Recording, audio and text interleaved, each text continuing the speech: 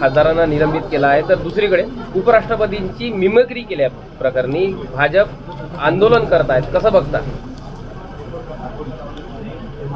उलटा चोर कोतवाल को डाटे.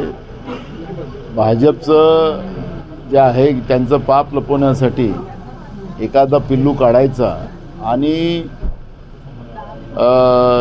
त्याचा इश्यू करायचा हे आजचं नाही, अनेक वर्षाचं कृत्य भाजपचं आपल्याला पाहायला मिळते आहे. पण ज्याप्रमाणे लोकशाहीच्या मार्गानं जे खासदार आपल्या जागेवर उभे राहून जनतेचे प्रश्न उपस्थित करत असताना तुम्ही त्याला निलंबित का करता, हा प्रश्न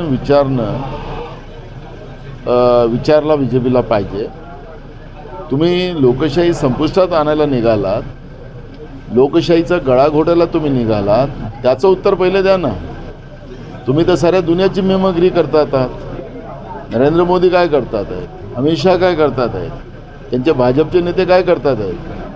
हिंदू मुसलमानामध्ये वाद निर्माण करणं, महाराष्ट्रामध्ये मराठा ओबीसीमध्ये वाद निर्माण करणं, या पद्धतीनं ही तणाव परिस्थिती तुम्ही जे निर्माण केली त्याचं उत्तर आपण दिलं पाहिजे ना.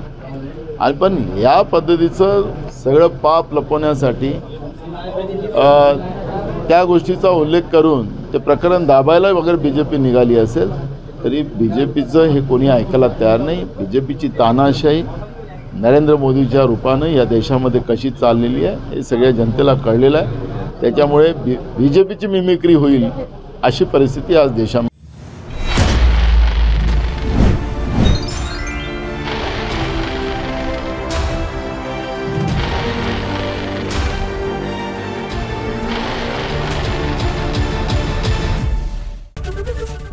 एबीपी माझा, उघडा डोळे बघा नीट.